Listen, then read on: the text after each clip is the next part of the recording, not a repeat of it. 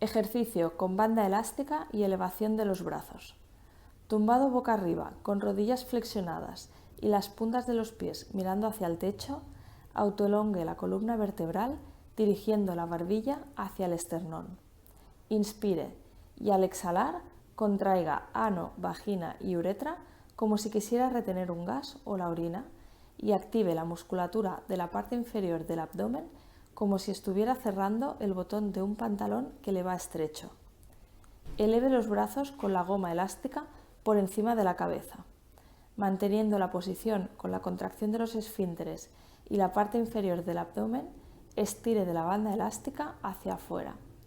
Mantenga la posición 10 segundos y relaje.